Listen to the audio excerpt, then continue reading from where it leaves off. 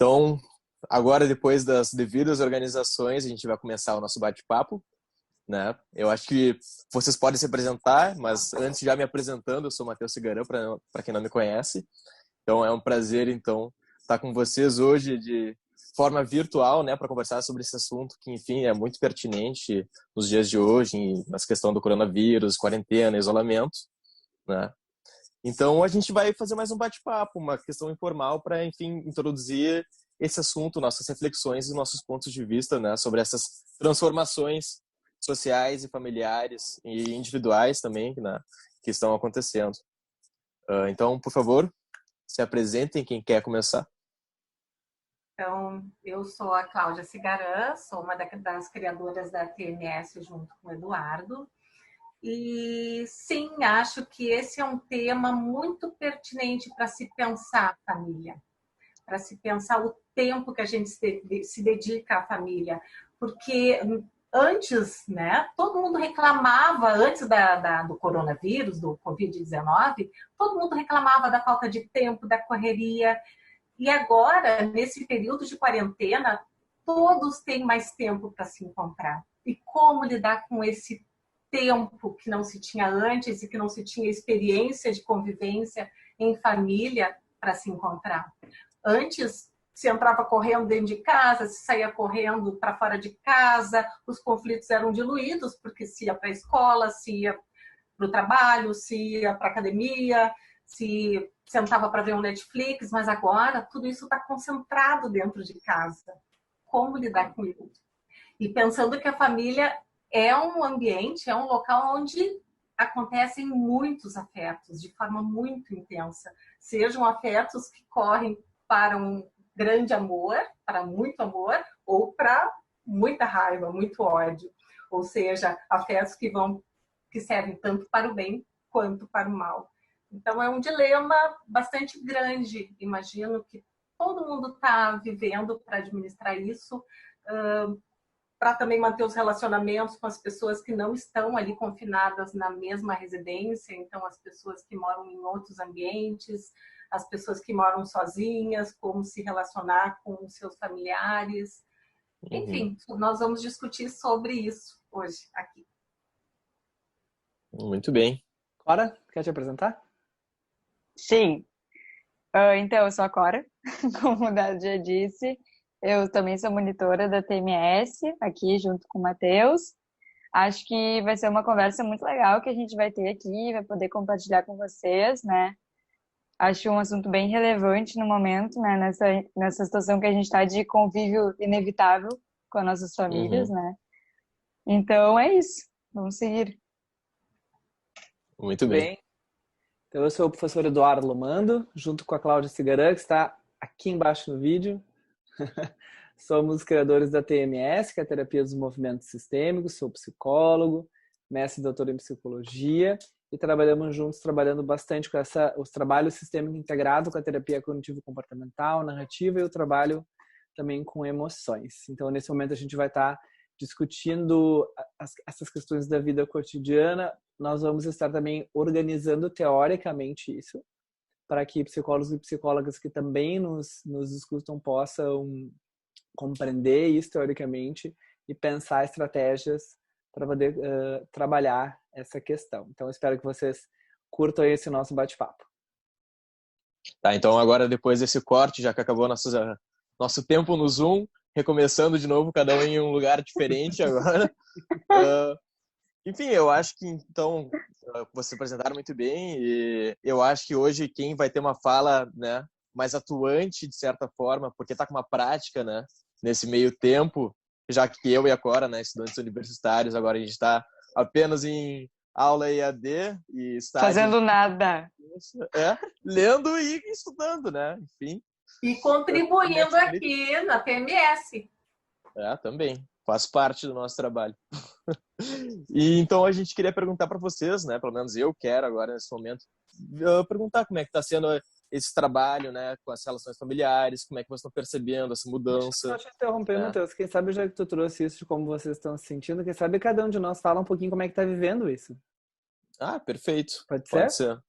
Claro. Então vai, comecem vocês já. Então tá. Enfim. Eu acho que, na verdade, esse momento está sendo muito bom, né? Eu acho que, enfim, não só pela relação familiar, enfim, que a gente está num desenvolvimento, né? Em questão de, enfim, de convívio, todos no mesmo ambiente, né? E compartilhando os espaços, tanto para trabalho, tanto para, enfim, lazer, né? Que essa ressignificação agora da casa, né? Que não é só um espaço de lazer e descanso, mas também é um ambiente de trabalho. Então a gente está se conhecendo um pouco melhor, um pouquinho mais a rotina de um do outro, né? E se reestruturando, enfim, também como família para conseguir respeitar o espaço do outro, né? E respeitar, enfim, que nem a Cláudia, minha mãe, né? Já que moro com ela, ela é, enfim, profissional, então a gente tem que respeitar o espaço de atendimento profissional dela, né? Então todas essas questões são muito novas para a gente e vou Assim te como dizer a que gente respeita os teus espaços nas tuas aulas online também, né? claro, claro. Também a gente... Sim, então eu acho que está sendo um desafio novo pra gente, mas está sendo um desafio que eu tô vendo que a gente está conseguindo lidar de uma forma muito boa, né? A gente está conseguindo superar tudo isso de uma forma bem tranquila, assim, respeitando, né, o espaço um do outro e, enfim, criando novas regras também para o convívio familiar, né? Que isso é uma questão diferente nesse momento, né? Que, enfim, agora cada um tem uma nova função também dentro de casa, não apenas de morador, mas, enfim, de um organizador diferente dentro desse sistema. Então, de certa forma, eu tô achando bem bom, assim, esse período. E tu, Essa Clara, como é que quarentena tu tá tá sendo boa. vivendo? Então, eu tô em casa aqui com meus pais também. Eu tenho um namorado e a gente não tá se vendo nesse momento, porque meus pais já são mais velhos, então a gente achou que nesse primeiro momento agora talvez fosse ruim eu ficar nesse ir e vir, pudesse colocar um pouco eles em risco, então eu tô ficando em casa. Então, tô lidando com uma saudade bem grande, assim, falta de convivência e tal com eles, mas ao mesmo tempo, por outro lado, eu tô convivendo muito com meus pais, uma coisa que não estava acontecendo faz bastante tempo. E óbvio que tem coisas muito boas disso, mas também tem momentos bastante de conflito, sabe? Porque a gente não tá acostumado com a situação. Então, a gente tem que ir aprendendo a lidar, mas eu acho que realmente a gente consegue tirar coisas boas disso. Porque vai ser uma convivência tão constante que eu acho que é um jeito também da gente começar, tipo, tentar resolver melhor os conflitos que a gente tem, sabe? Respeitar um espaço um do outro, como o Matheus falou. Eu não tô fazendo muita coisa porque eu estudo na URGS e a URGS não permite que estejam dando aulas EAD nesse momento. Então eu tô meio parada, assim, em função de não podendo estar tendo aula, nem estágio. Sim. E isso é uma coisa também difícil, sabe? Porque fica muito fora da rotina. Tu não tem que instituir uma nova rotina para ti, porque todas as coisas que tu poderia fazer, tu não vai poder fazer naquele momento. Então, tô aí, né, tentando conviver com todas essas mudanças. E tu, Cláudia, como é que está vendo isso? Olha, é um momento bem interessante, assim, porque eu estava ouvindo a Cora e o Matheus, assim, profissionalmente, eu me sinto tão ativa quanto antes. Eu não sinto que o meu tempo diminuiu, a não ser pelo espaço, e isso eu tenho gostado bastante. Se antes no consultório eu tinha um intervalo, ia fazer um café, agora eu tenho um intervalo aqui onde eu estou fazendo o meu atendimento online, e eu saio e vou encontro o meu marido trabalhando online, de repente estou encontrando o Matheus ali na cozinha, preparando o lanche. Então é aquele oi rápido que a gente se dá, e isso é muito gostoso. Eu acho que, pelo menos nessa primeira experiência, eu estou gostando muito. Uma outra coisa importante, assim, que enquanto família a gente está experimentando é que nem sempre a gente consegue construir regras eficazes, eficientes de cara. A gente precisa ter paciência para revisá-las, para retomá-las, até que se encontre um ponto em que fique bem para todo mundo. E o quanto isso exige paciência, exige calma. Quando um está ficando mais irritado, da gente poder dizer só um pouquinho, calma, tá te irritando, calma. Esse exercício é um exercício diferente, não que não se fazia antes, se fazia, mas agora com essa hiperconvivência, se antes a minha irritação era diluída com outras pessoas, agora vem todas para esses três, que é o os meus 2 filhos e o meu marido. Então, a gente tem exercitado muito isso. Calma, vamos, né? Vamos se acalmar. E acho que tem sido uma experiência muito interessante enquanto família. Acho que Então, também uma outra coisa, assim, a minha experiência... Oi? É essa questão, assim, de também como manter viva a relação com aquelas pessoas que antes a gente via nos domingos. Os irmãos, o meu pai, que antes eu saía, eu não estou visitando ele, então eu tenho feito muito contato online, a gente tem feito aqueles grupos de WhatsApp que tem nos salvado muito, conversar. Então, são outras maneiras da gente se manter próximo, porque nós, de uma forma ou outra, nós somos uma família que se visita e fala bastante, mas agora todo mundo confinado se encontrou esse recurso e tem sido muito bom. Eu nunca falei tanto com a minha família como agora. Tio, primo, amigos, todo mundo, eu tô sempre, pelo menos uma vez por dia, eu ligo pra alguém. E era uma coisa que eu não tinha tempo, não fazia nunca antes, sabe? Ficava um tempão sem ver as pessoas, sem falar com elas. É verdade, às vezes, de repente, a gente atende um grupo de WhatsApp que a gente nem imaginava, né? Vocês aqui, formamos um grupo para falar contigo, para falar com então, vocês. Deixa eu contar para vocês a minha experiência, então. Então, eu tô também tendo uma experiência muito parecida com a tua, Cláudia. O meu trabalho, na verdade, segue igual. As aulas se transformaram todas em online. Os cursos que eram final de semana, que em princípio eu viajava muito para dar aula, acabaram abrindo essa possibilidade para estar online. Eu transformei aqui um espaço no workplace, tá nesse sentido super bem. Mas tem 2 coisas que eu acho que é importante colocar, assim, que acontecem na minha vida. Primeiro, é a gente se dar conta que esse lugar de isolamento e conseguir transformar o nosso trabalho em online ou não fazer nada é um lugar de privilégio. Porque o meu marido, por exemplo, é médico e ele precisa, né? E, inclusive, ontem, ele trabalha numa cidade do interior fazendo plantão e eles organizaram assim finalmente todo o processo do trabalho para atender os pacientes de Covid e abriram para todos os plantonistas. Então ele já se escalou, já se organizou, ele vai estar na fronte de atendimento. Então acho que isso é uma realidade super importante. Isso altera a emoção das pessoas, altera a emoção das pessoas que estão dentro, altera muitas vezes a configuração, porque no caso, por exemplo, eu sou asmático, né? Então ele fazendo isso me coloca, queira ou não, um pouco mais em risco, né? Se ele morasse com o pai dele mais velho, como seria esse processo? Então, essa é a primeira coisa que a gente está vendo. A segunda coisa é que no início ele foi dispensado de uma boa parte da residência, ele ficou mais tempo em casa e eu segui trabalhando direto. Então a gente, antes a gente tinha uma pessoa que trabalhava na nossa casa, né, e vinha poder ajudar a gente a fazer limpeza, coisa nesse sentido, não está vindo mais com a mesma frequência, e eu sigo trabalhando. Então, ele teve que tomar esse papel de cuidar dos afazeres da casa.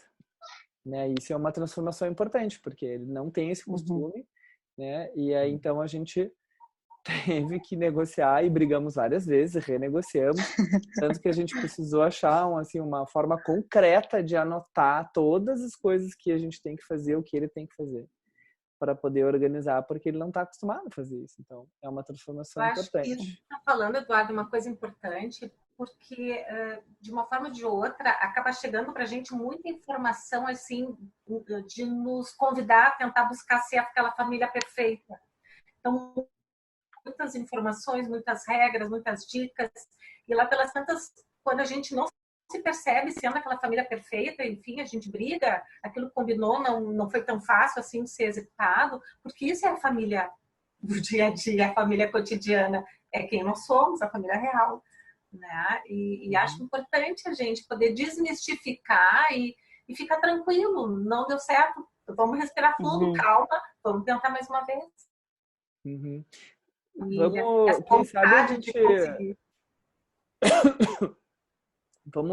Eu acho que é legal a gente olhar para isso teoricamente, para aí a gente pegar esses exemplos e poder discutir isso, né?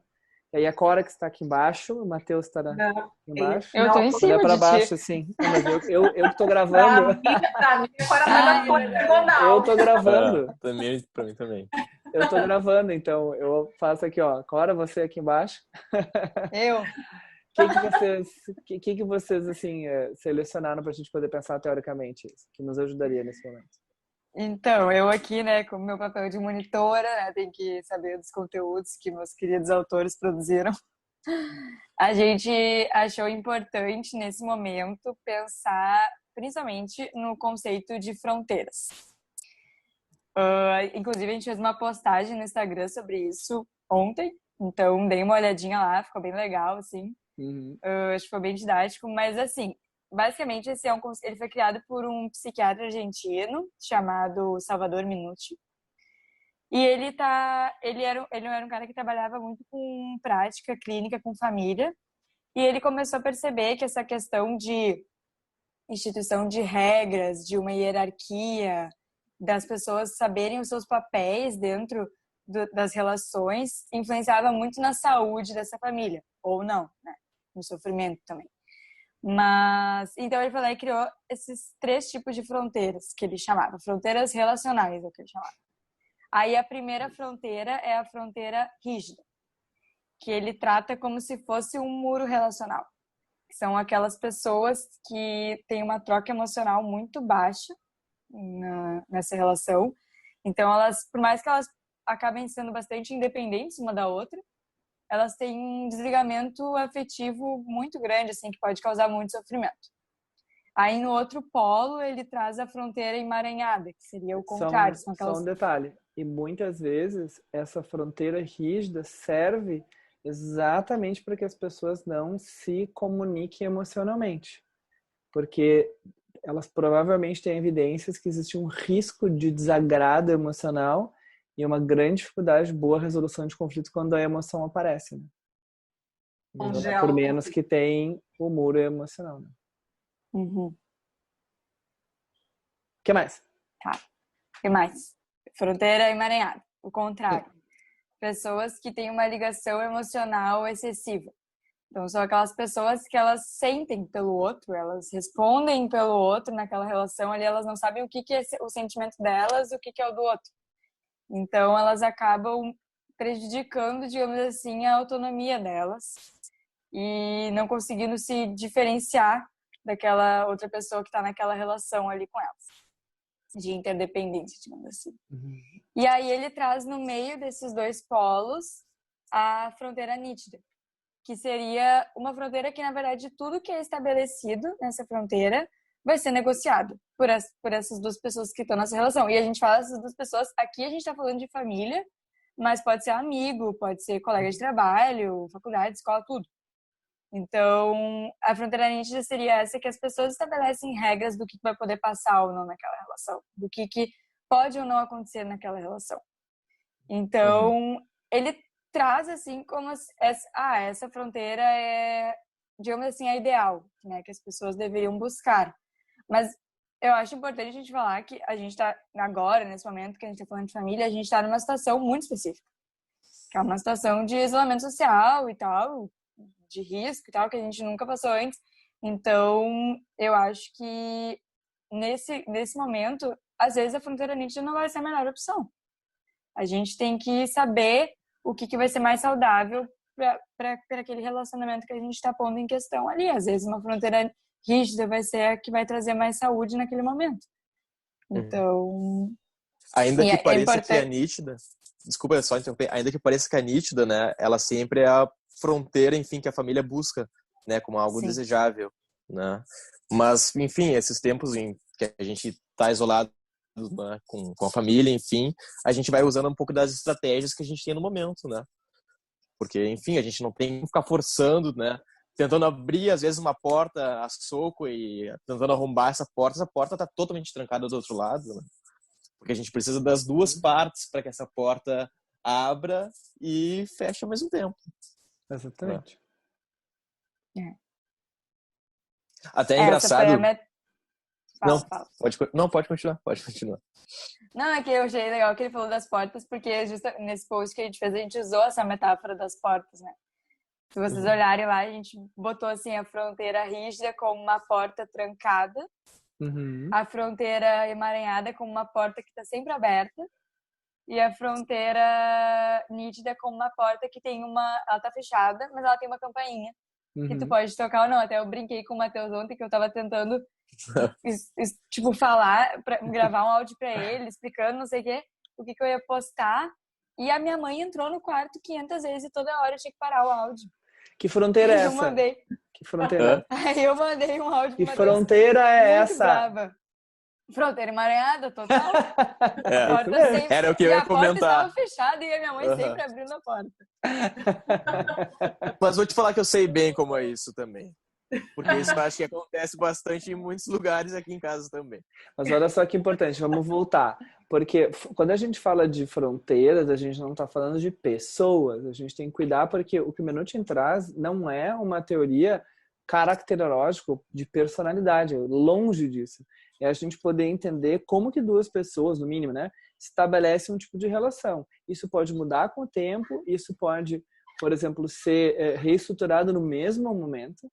Então aqui a gente está falando do quê? Que ao mesmo tempo que a tua mãe abre a porta, tu Não faço deixa a nada. porta aberta. A fronteira é entre, entendeu?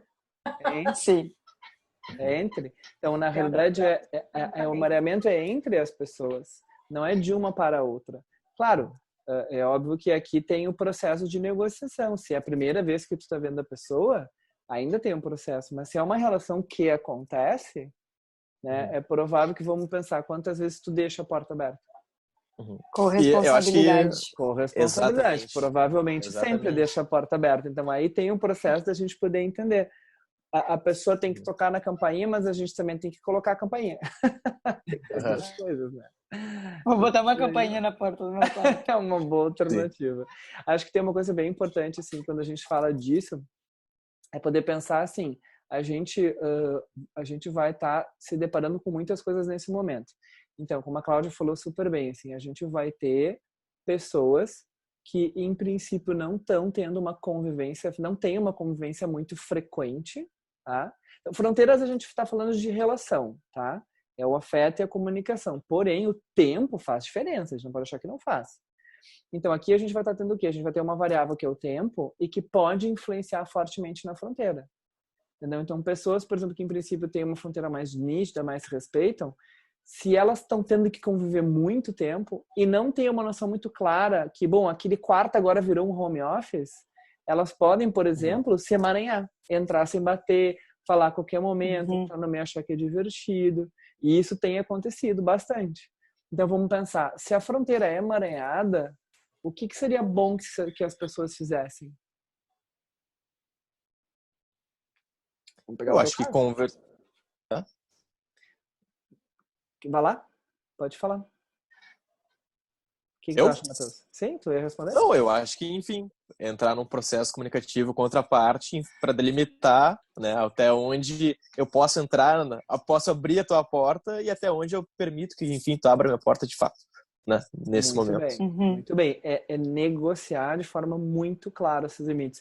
E se é o contrário? Por exemplo, e se a fronteira é rígida?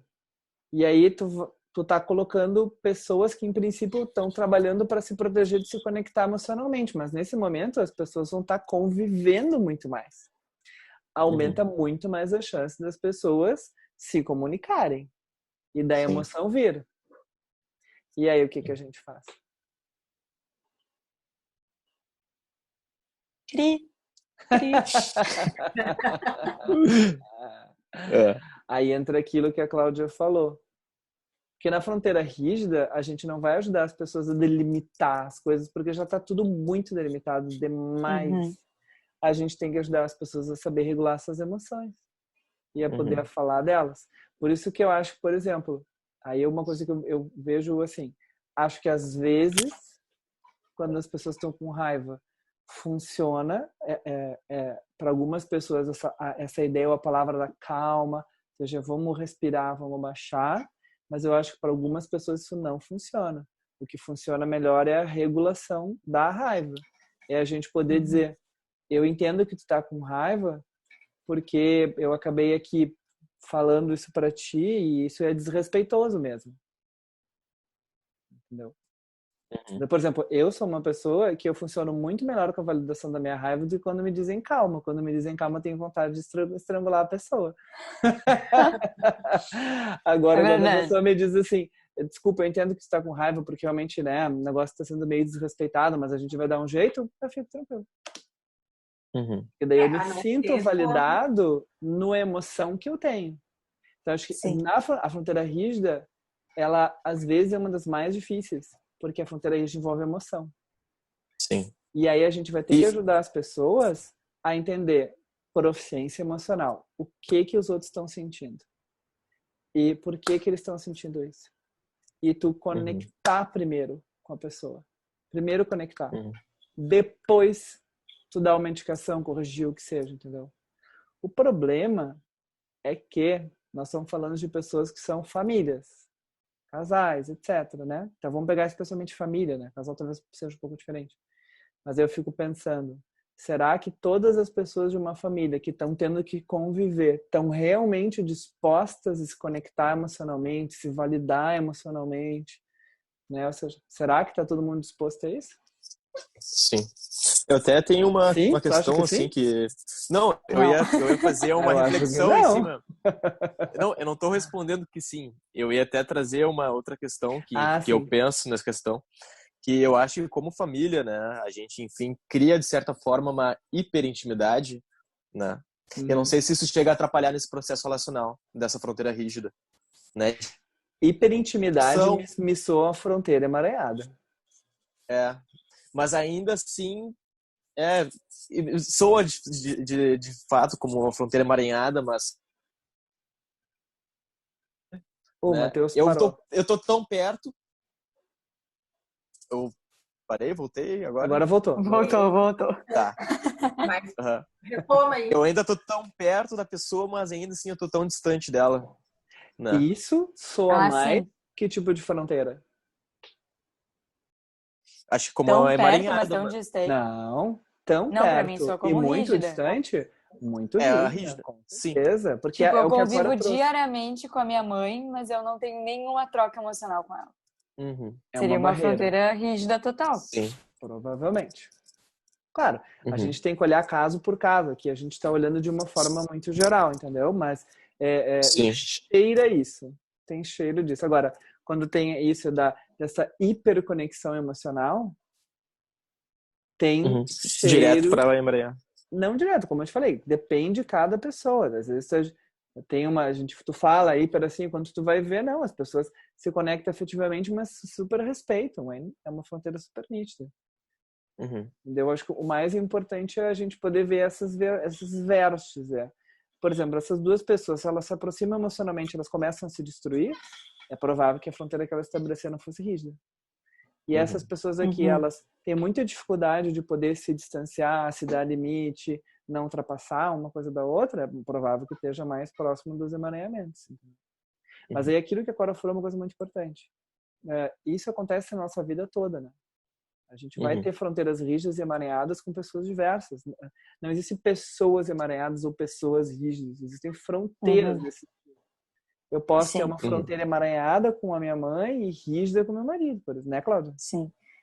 Existe. Sim, por isso que o nome é fronteira relacional. Isso, Que é de uma relação. O que tu pensa, Cláudia? Existem momentos em que a gente vai estar mais emaranhado, até momentos que se adequam a isso, enfim, por exemplo, quando tem um bebê pequeno, normalmente vai estar um pouco mais emaranhada, até para poder acolher aquele bebezinho que está ali. A família tende a se emaranhar e é saudável. Né? Sim. Então, acho que também a gente tem que sair um pouco dessa ideia da coisa do isso é patológico, né? O quanto se caminha de um para outro é que vai nos dar o tom mais de saúde ou de sofrimento dessa família. Provavelmente, muitas vezes, vai estar criando fronteiras mais rígidas com seus pais, porque precisa se independizar, precisa criar seus espaços, e às vezes é o jeito como ele vai fazer. Né? Trancar a porta, fechar a porta, não falar, enfim, da sua intimidade. E isso é saudável nesse momento. Total. Eu acho que daí entra o papel da subjetividade do sistema, né? Sim. Eu acho que tem, por exemplo, um outro ponto que a gente levantou que eu acho que é importante olhar, é esse oposto, né? Por exemplo, nesse momento, o ideal, como a Cora falou, o ideal, né? O que seria bom é que as pessoas pudessem conversar para estabelecer essas ordens, essa é a primeira coisa, né? Então, olha, mas para isso que possa acontecer, as pessoas têm que ser claras, assertivas. Olha, eu estou nesse lugar, agora esse quarto aqui, por exemplo, eu estou dentro de um quarto, tem uma cama ali atrás. Mas esse quarto não é mais um quarto, ele virou um espaço de trabalho. Então, aqui tem uma porta que não é a porta mais de um quarto, é a porta de um espaço de trabalho. Então, eu não posso criar uma leitura mental achando que as pessoas vão entender isso, né? E que vão respeitar. Então, também precisa. Aí volta a campainha que a gente falou, né? Às vezes as famílias brigam e aí a gente, né, fica pensando, tá, mas será que vocês comunicaram para as pessoas quais são as novas fronteiras? Como é que tá essa nova organização para vocês poderem estruturar?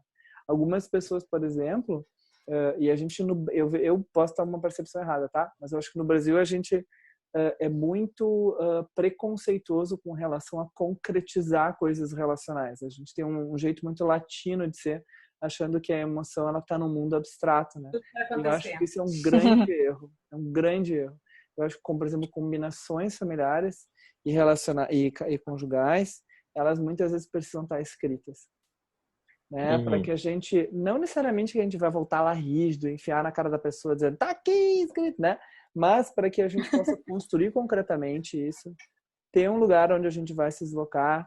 Se a gente de repente cobra, tá, mas será que foi realmente isso? Nem sempre a gente consegue lembrar de tudo, então, será que foi isso que a gente combinou? Vamos voltar lá.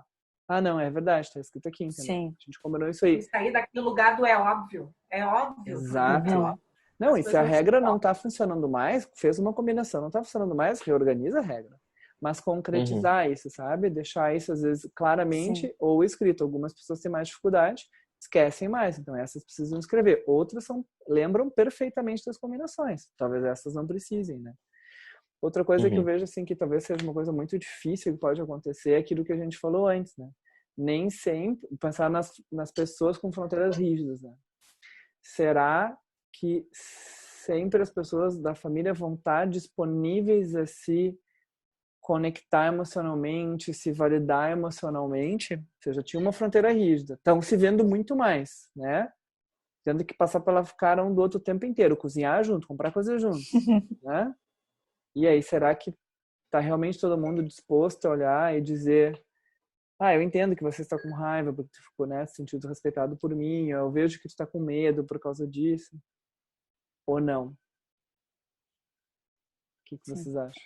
Eu acho que, só voltando na outra coisa que tu tinha falado ali, de estabelecer, né, essas regras. Acho que tem a ver com o que tu mesmo, o exemplo que tu mesmo tinha dado, de tu e o teu marido fazerem um combinado sobre questões de organização da casa, e até a gente recebeu um comentário que falava sobre filhos, sobre nesse momento dar tarefas e atividades da casa para os filhos, para ninguém ficar sobrecarregado, para aumentar a autonomia deles dentro de casa também. E isso tem muito a ver com esse assunto que a gente está falando, com essas regras, com saber qual é o teu papel. Os filhos nessa organização, é isso que eu tô falando, Clara. Não ouvi, fala de novo, por favor. Os pais trazerem os filhos, sejam pequenos ou não, nesse compromisso de cuidar do bem-estar da viver dentro do seu momento de vida. Isso mesmo. Eu acho que foi bem isso que a pessoa quis dizer ali, desses filhos também contribuírem para essa convivência dentro de casa, sabendo o seu papel. Mesmo sendo criança, adolescente, né? E óbvio que agora a gente está tendo mais tempo para botar isso em prática, mas querendo ou não, acho que filhos, independente da idade, sempre deveriam ter claro isso, né? De qual é o seu papel dentro de casa, quais são as regras. É isso, eu acho que aí a gente tem uma coisa que a nossa capacidade humana de adaptabilidade, que é incrível, ela nos ajuda muito a pensar isso, porque ao mesmo tempo que, sim, isso nos ajuda a pensar que as crianças, elas precisam estar conectadas com o mundo das tarefas domésticas e estar juntos fazendo isso, os pais, eu acho que eles podem também começar a perceber que a gente acaba terceirizando demais a educação dos nossos filhos, né? E que será que também não seria um papel dos pais educar seus filhos intelectualmente? Não só no sentido mais moral, que muitas vezes até muitos pais não necessariamente fazem isso, entendeu? Então eu fico pensando, as crianças não estão mais na escola, entendeu? Mas elas não estão de férias. Então, quem é que vai trabalhar essa educação? Eu tenho visto muitos vídeos, imagino que muitos pais devem estar na sua situação, e aqui é uma possibilidade muito legal dos pais poderem aprender a trabalhar com os seus filhos uma maneira de ensinar para eles conteúdos que eles já tiveram em algum momento. E a ter esse lugar de um guia cognitivo, sabe? Na relação com os seus filhos, assim, que é uma coisa que a gente perdeu muito porque a gente sempre terceirizou, sempre não, né? Mas terceirizou fortemente isso para a escola. Muito. Isso é bem verdade. Tem comentários? Teve outros comentários? Teve um comentário também, né, Clara, que eu achei bem interessante com relação a uma mulher que trouxe, assim, descobrir um lado mais machista do seu marido quando os dois trabalham e aí na hora do almoço ele vai lá e pede para ela fazer a comida. E achei bem interessante, onde às vezes tu descobre um pouquinho mais do outro, justamente nessa convivência, alguns aspectos que tu desconhecia do dia a dia, ou nessa dispersão, isso não ficava tão evidente. Então é um belo momento também para se conhecer um pouquinho mais algumas crenças dos seus parceiros, sejam defeitos ou qualidades. Crenças, né? Exatamente. E poder retomar e resgatar, recombinar, seja com o cônjuge ou até mesmo com os filhos. Vamos pensar que os filhos... Só cuidar de uma coisa importante. Seres humanos não têm defeitos, nós não somos máquinas, viu? Seres humanos têm comportamentos. Os comportamentos que a gente faz, eles fazem porque de alguma forma eles foram reforçados na nossa vida. Né? Então, eles podem, um comportamento numa relação pode ter um outcome, assim, um resultado muito ruim, e numa outra relação pode ter um resultado maravilhoso. Então, o defeito vai ser sempre na nossa percepção do outro, entendeu? Então, uma pessoa, por exemplo... Isso, exatamente. Exatamente. E comportamentos machistas são muito reforçados na nossa cultura. Exato, então... exatamente. E o esse interessante tipo de comportamento... que me pareceu que para ela foi uma surpresa. Ela é um casal que, pelo visto, está casada há bastante tempo. Cláudia, fala de novo, teu vídeo cortou um pouquinho para mim. O que tu ia dizer? Não, é só um comentário assim, eu achei interessante esse comentário, porque é um casal que está casado há bastante tempo e para ela foi uma surpresa essa característica que surgiu nesse período de quarentena, nessa convivência de maior tempo entre eles. Né? Uma outra questão que pareceu bem interessante é de um filho adulto jovem que está trabalhando em casa e que sentiu muita dificuldade de estabelecer um limite com os pais que estão em outra casa, pais mais idosos, que ligam toda hora, seja videochamada, porque agora o WhatsApp, né, enfim, foi descoberto até por quem desconhecia. Poder estabelecer, né? Eu estou em casa, mas eu estou trabalhando, eu não estou à disposição toda hora. Sim. Como estabelecer essa fronteira de uma forma virtual? Até em casas separadas, né? Tem que estabelecer fronteiras.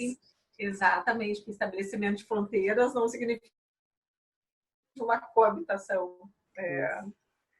E o que tu diria, Cláudia? O que tu aconselharia para o estabelecimento dessa fronteira desse caso? Acho importante que isso seja comunicado de uma forma clara, assertiva, de que apesar de se estar em casa, é um momento de trabalho, existe um horário de trabalho e o horário vai estar disponível para qualquer encontro, qualquer ligação que possa surgir dos familiares, dos amigos, mas durante o horário de trabalho, mesmo em casa, vai ficar difícil ter esse contato. E que entende que talvez seja difícil para essas pessoas que não estão trabalhando ou que já estão aposentadas, que possa ser difícil no primeiro momento isso. Porque Opa, cortou o teu vídeo um pouquinho. Esses são os problemas da tecnologia, pessoal. Fala de novo. Teu vídeo tá cortando um pouquinho, Cláudia, mas vamos lá. Fala de novo. Eu vou te avisar, daí tu repete um pouquinho.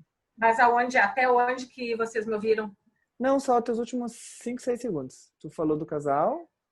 É mais de poder sair desse consenso comum que, pelo fato de estar em casa, tá todo mundo com muito tempo. Estar em casa hoje não significa estar com todo o tempo do mundo.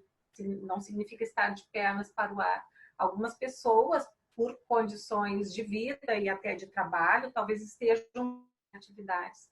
Outras estão mantendo as suas atividades cotidianas com tanta intensidade, algumas pessoas até mais, porque eu tenho escutado relatos de pessoas que estão dizendo que estão trabalhando mais ainda do que trabalhavam quando iam aos seus locais de trabalho. Então, poder negociar esses espaços neste momento é fundamental, os espaços de disponibilidade. E poder, para que fique claro que não quero falar contigo. Gente, nosso tempo está acabando.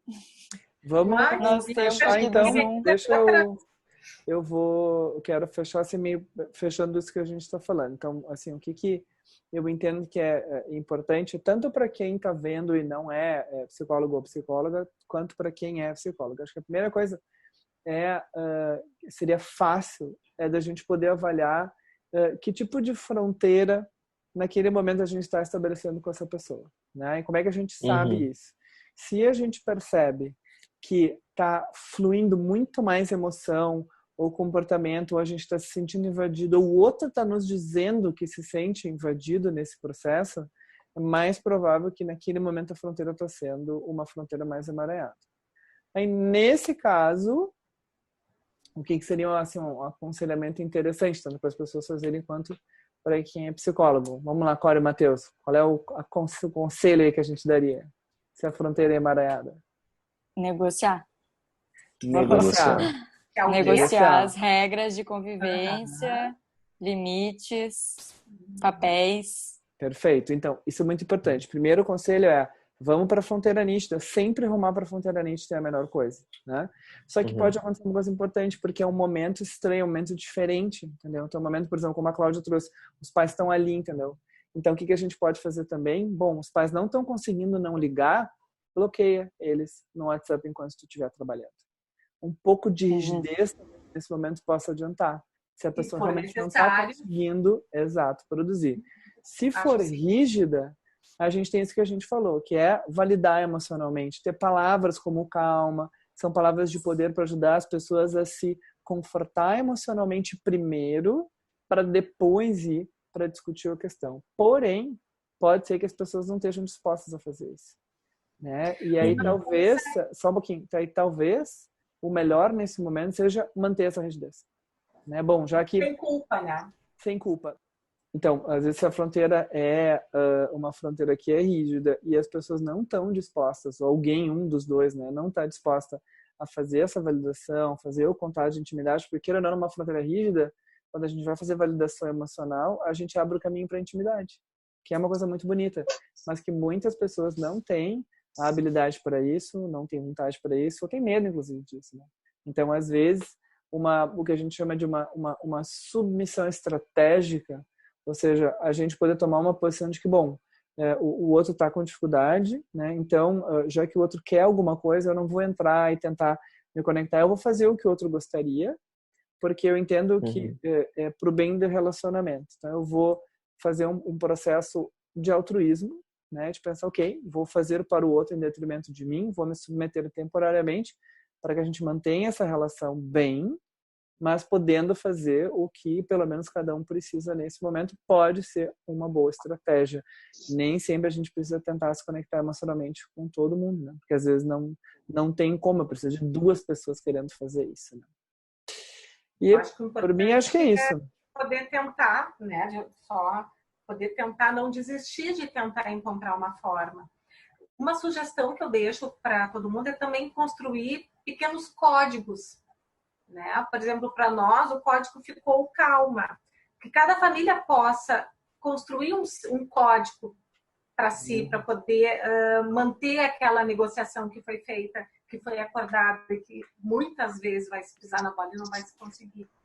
Né? Então, acho que essa é uma dica importante. Construa cada família um código que, quando for dito, todo mundo vai saber o que é. E se precisar estabelecer limites, por favor, sem culpa, porque vai ser um limite para o bem. O limite, de uma forma rígida, é para o bem. Então, também não se sintam culpados de poder cuidar, estabelecendo limites firmes. Vamos se despedir? Vamos. Então, Acho que a gente já espero que conversou vocês, sobre isso. espero que vocês tenham Valeu, gostado pessoal. do vídeo. Queremos agradecer. Entre no nosso Facebook, TMS Terapia, no nosso Instagram também, TMS Terapia, no nosso site, tmsterapia.com.br. Nosso livro está E disponível. no próximo bate-papo, Eduardo, acho que é importante, já vamos deixar aqui, a gente vai estar falando sobre a relação familiar e a presença dos animais. Nós vamos trazer uma convidada, ainda não temos um título bem construído, mas vai ser o tema por aí. Então, fica aí a ideia é que toda semana agora, pelo menos durante esse tempo que a gente está assim, né, nesse momento de isolamento social, a gente traga assuntos pertinentes que a gente acha que vale a pena tratar sobre isso, que a gente possa trazer alguns conteúdos que a gente trabalha, que a gente possa trazer alguns aconselhamentos e tal. Então, espero que vocês tenham gostado. Tentem tirar o máximo proveito desse convívio que todo mundo está tendo com as suas famílias, casais, etc. Mas também lembre-se, como a Cláudia falou, que nada é perfeito. Então, não se culpem de não estar conseguindo aproveitar esse momento ao máximo, porque é um momento muito delicado mesmo. Então, tá tudo bem não estar bem nesse momento, né? E nos mandem ideias também, né? Desculpa, nos mandem também... Não, capaz. E nos mandem ideias também de debates e, enfim, do que mais a gente pode conversar nesse meio tempo, porque eu acho que vai ser super legal a gente disponibilizar esse tempo para conversar questões bem pertinentes atualmente, né?